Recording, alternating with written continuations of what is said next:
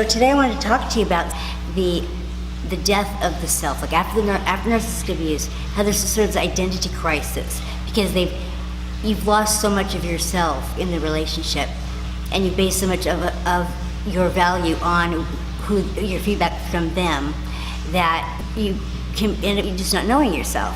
Now it's important to remember that the source of this began in your childhood, and most of us who end up in narcissistic relationships, romantic relationships, were in narcissistic families. And as a child growing up in a narcissistic family, you are not allowed to be 100% yourself. These parents they'll try and make their children into whatever it is that they've decided in their head they need you to be. You came into this relationship with a narcissist as only really half a person. And they aren't a person at all. They have no identity no idea who they are. And what is interesting is that because you came in with all these holes from your childhood, and they could sense those, and they could act like they wanted to fill them in, and so you felt complete. Eventually you'll see them. You'll see them, and then you have to go. So the end is inevitable. The end is inevitable. And the only way that it wouldn't be inevitable that I can see is that you also become a narcissist, or that you somehow you sign up for this. You would never be able to see them though. You never would be able to see them. You would have to maintain the illusion forever. When you were to come to terms with what they are, maybe you not even understand what it is. You just understand. You just see it. You just see that like they're being kind of abusive, or my feelings are hurt, or something like that. You get down on them at all. They're so thin-skinned that they cannot take any criticism. And that'll be it. You'll have to go. And they will see that they have every reason to attack you then, because they'll feel attacked. They will hear any little thing as an attack. You said, I think I need to hire some help around the house. I just can't keep the house clean. They will hear, she's calling me a lazy slob, right? And that's what they'll tell themselves, that's what they'll tell other people, and that's that person that said that is who they're gonna start attacking. But by the time it gets to that, depending on the amount of time that this relationship took, you will be really, really devalued. They will really have stolen your sense of self. And some ways to know if that's happened or happening is to look at your life since you've been with them and ask yourself, did you kind of level out once you started getting involved with them and they started having lots of problems? You had to attend to their needs all the time, and their upset emotions all the time. Did you stop progressing? I mean, you were kind of on an upward incline and then just kind of plateaued?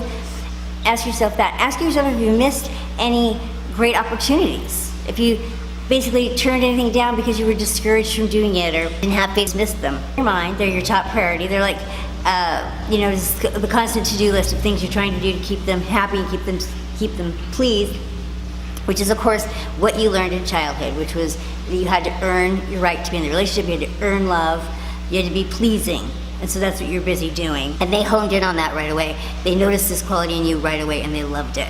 That's what they were looking for. And here's the tricky thing too, is that they will work on getting you to lose your sense of self. They will adopt your better qualities.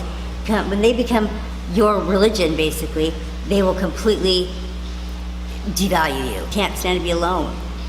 You don't know how to be alone. And when you are alone, you'll end up filling up the time doing something for them. You're uncomfortable in your own skin, really damage your self-esteem, so you don't feel like you're attractive or anything like you once did. And so your self-esteem is going to be really, really low. It's going to have suffered a lot because of this relationship, and also because of how you were programmed in the first place. If you're empathic to begin with, so you really care what other people think, plus if you're relationship-oriented and all that, so your whole priority was relationships and love, and they made it seem like that was their priority too until they didn't. And so it's really torturous. You care stuff. You want to surround yourself with healthy people. Let yourself understand the reality of this situation, that this person is disordered and that the relationship was inevitably harmful, and you had to sever ties and cut it off. And also realize that you're going to have to go no contact and not take them back, not be subject to the hoovering for the healing to start. Because they will hoover, most likely, and when they do, it will just be to use you all over again. The relationship will be shorter this time, and the discard will be twice as hard, and it's just a really bad idea. It's just a way to keep abusing yourself to get involved with them again. You really need to, raise your standards for what you're going to accept in other people. So you need to set boundaries and hold firm to your boundaries. Block them, cut them out of everything, and then just move really slowly. Move really slowly. Don't jump into another relationship, because if you do, you're likely to get into another abusive relationship. So I warn against doing that. Take some time to heal your inner child and explore how you got here and heal some of those wounds before you try getting into another relationship. I promise you, though, that it is possible to have a healthy relationship after narcissistic abuse, after years of narcissistic abuse, after repeated narcissistic abusive relationships. It is possible to have a healing relationship, because I did it, and lots of my clients have done it, and so you can too. It's just a matter of doing the work and not jumping into another relationship too fast, getting to know yourself, healing the damage, going into contact with abusers, ending the abuse. And you have to stop the bleeding before you can start healing the wound. That's the most important thing. Stop the bleeding. The bleeding stops when you are no longer being abused. And you are no longer being abused when you are no longer around abusers.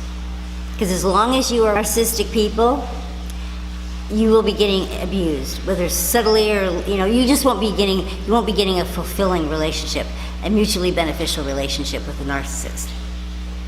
Okay. Thank you very much. Please subscribe to my channel, hit the notification bell, and give me a like. All right, thanks so much, you guys. Talk to you later.